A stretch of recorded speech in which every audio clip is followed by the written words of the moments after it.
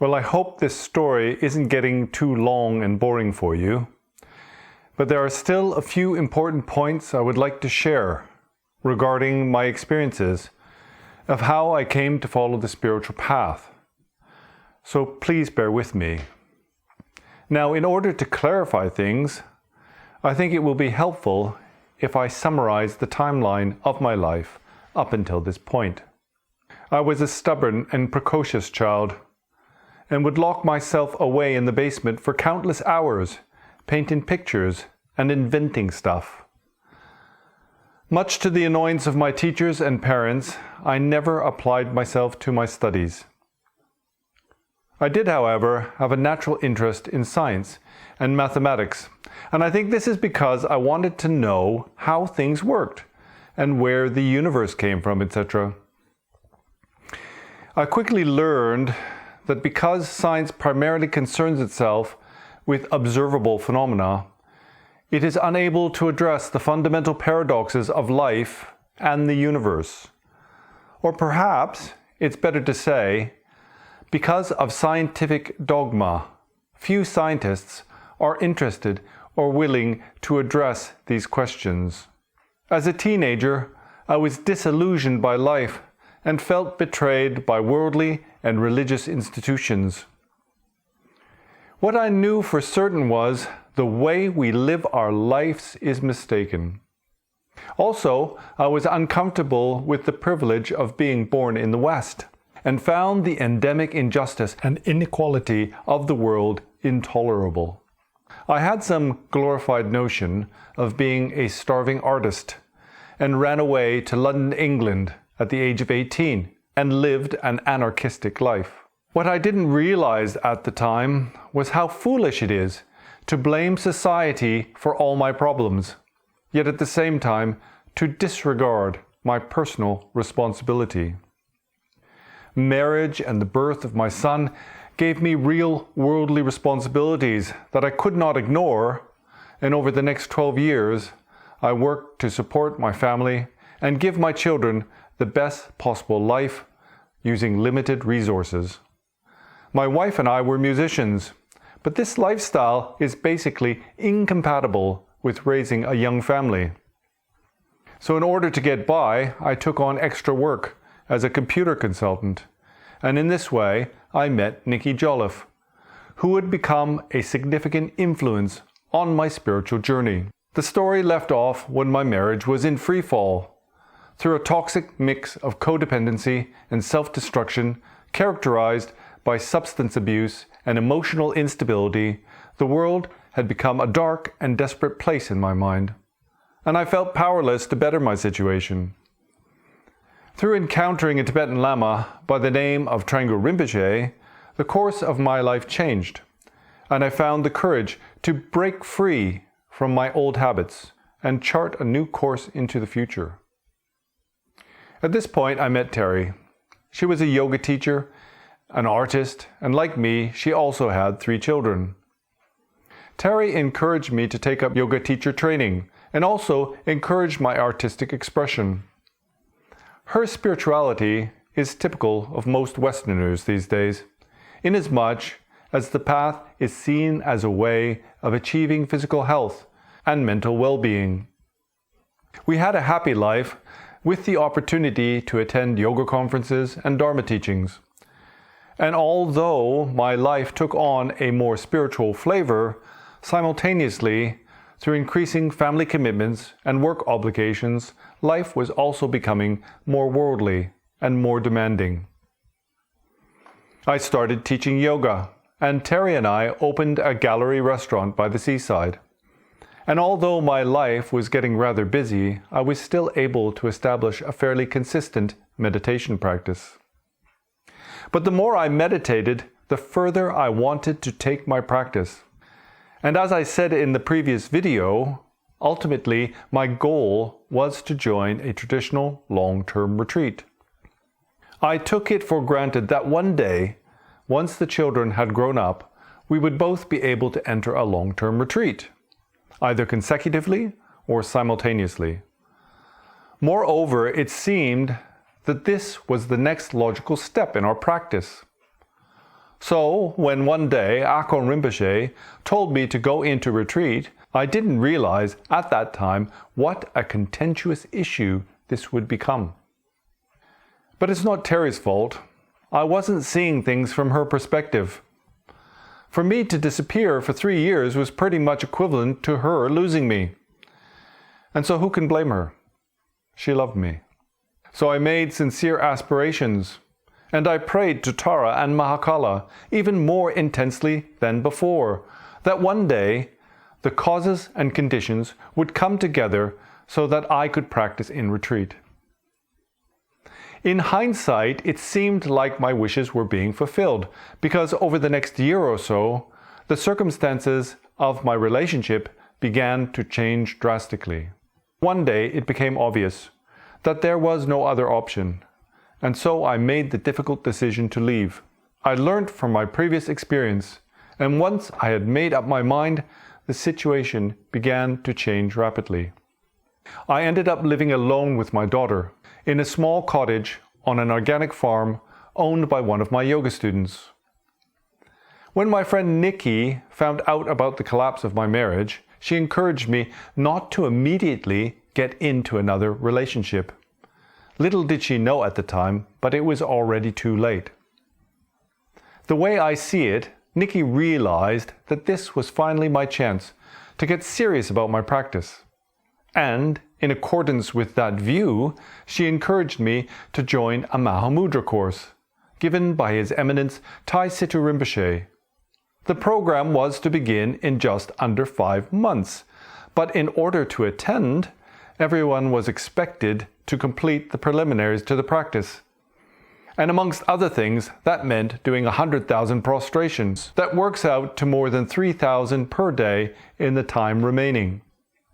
With a little bit of encouragement from Nikki, I decided to go for it, and so I applied myself to the practice, at the same time as being a single parent and working several daytime jobs. By this time, I'd assumed I'd already missed the 4-year retreat that previously Akon Rinpoche told me to join. In fact, I completely put it out of my mind. I'd met a new girlfriend and was enjoying life, and subconsciously, I guess, I didn't want to give all that up and go and lock myself away for 4 years. Although I couldn't see it at the time, this way of thinking is a very big mistake. After all, I had prayed sincerely to Mahakala for the opportunity to enter a long-term retreat, and now that there was a real chance of making this happen, I wasn't able to give up my attachment to the pleasures of the world. Anyway, I was totally unaware of this at the time, and it only became clear to me later on. Something you should be aware of is that Mahakala is what is called a Dharma protector.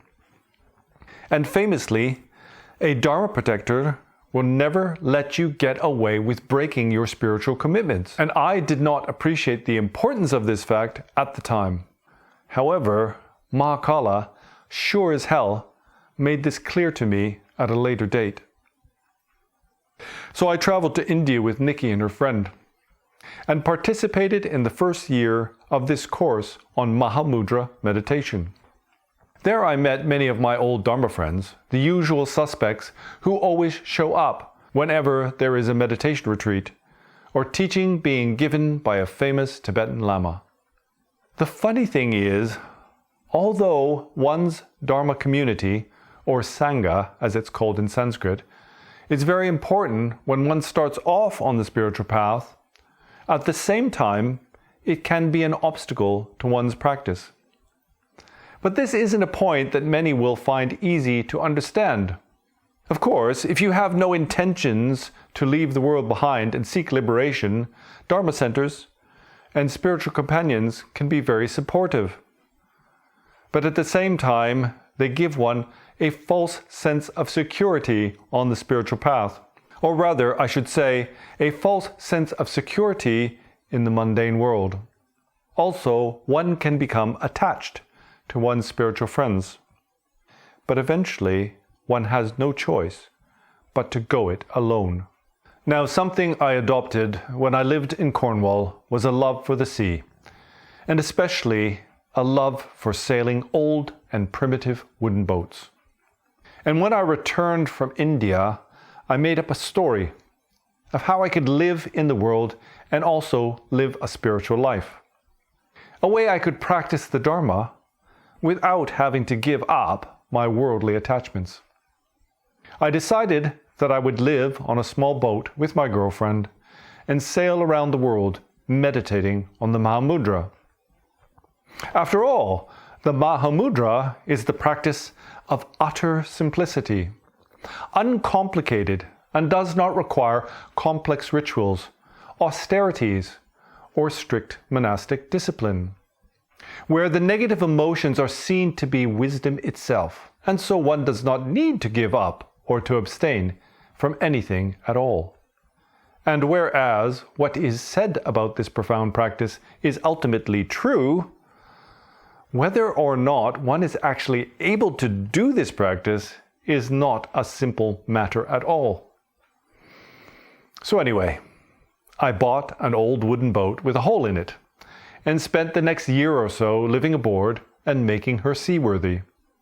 From planking to rigging, fixing leaky decks and making handmade spars, with the usual obsessive vigor, I applied myself to living out a fantasy of becoming a wandering ascetic, meditating in the middle of the ocean with no attachment to worldly life. The funny thing is, even though all my life I'd been running away from getting trapped into a career or getting trapped by worldly responsibilities, at the same time, it seems I've only ever created more work and difficulties for myself in the process. But as I said in the previous video, Samsara never stops until you drop it.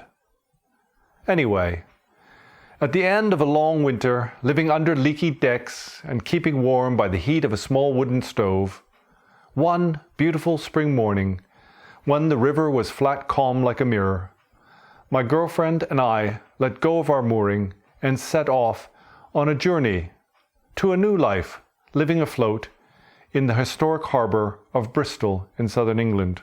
And this was quite possibly the happiest and most carefree time of my life so far.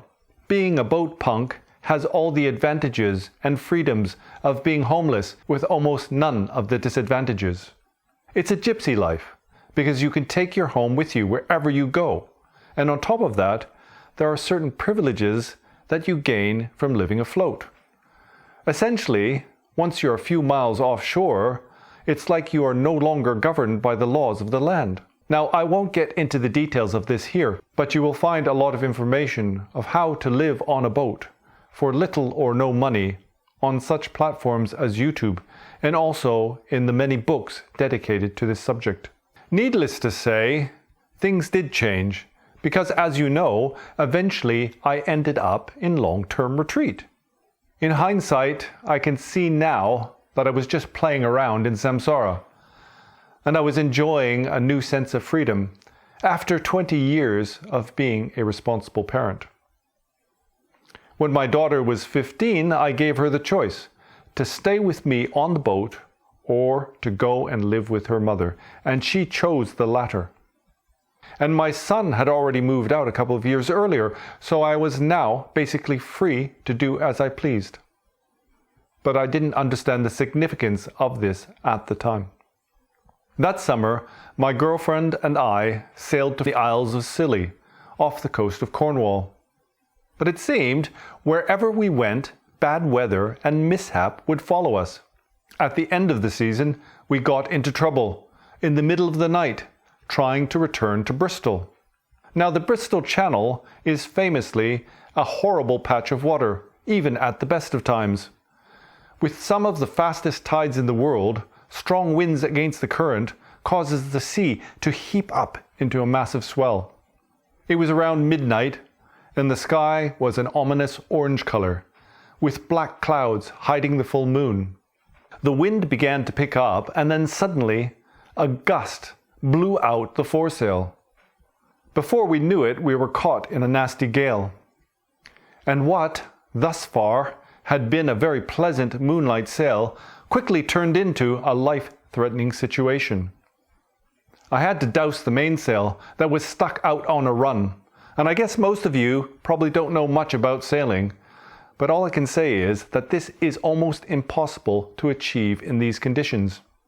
Nevertheless, I did manage to get the mainsail down, and after a desperate struggle, I also managed to retrieve the foresail that up until then had been flailing violently in the sky. Totally exhausted and in a desperate state, I had to quickly figure out where we were and where the hell we were heading, and subsequently to figure out how the hell we were going to get back to dry land. Fortunately for us, a dead run would drive us right up the middle of the mouth of Milford Haven, and so we ran from the storm. I realized that night how foolish I had been, and how in the pursuit of my obsession, I had endangered the life of my girlfriend, and what her family would think about our predicament. I realized what a hypocrite I had been, to profess a spiritual life, and yet risk everything in the pursuit of a meaningless dream. The boat was being tossed around like a cork in the ocean, and the sea was piling up on either side, as high as the mast. And while my girlfriend was sleeping below decks, I made a promise to Mahakala. I promised that if we were ever to get out of this alive, I would stop messing around in Samsara and dedicate myself to practice. For 5 hours, without sleep or rest, I plowed on through the night. I couldn't let my hand off the tiller even for a second, for fear of being overrun by the sea. And I can't tell you how happy I was to see the sunrise that morning. And as the first rays of light began to clear away the darkness of the night, for the first time, I could see St. Anne's Lighthouse, perched up on the cliffs like an eagle's nest, appearing through the gloom. I mean, obviously, I didn't die that night. Otherwise, I wouldn't be here to tell you this tale. And the purpose of telling you this story isn't to entertain you. It's to highlight the importance of the commitments one makes on the spiritual path. And also, how once one has embarked on the journey, then there is literally no turning back. And you might be inclined to think that it's better never to have started out on the journey in the first place, because along with that, there comes a real commitment and responsibility, and also consequences if you don't follow through with your promise. But you have to get things into perspective here, because until one has recognized the futility of clinging to mundane happiness, one will continue to experience suffering in the world, and moreover, there will be no opportunity for awakening or liberation. Well, finally, we are getting near to the end of this story. But there is still some more to share about my experiences and their significance on my spiritual journey. But I think I will leave it for now and save the rest for another video. So good luck with your meditation, and see you next time.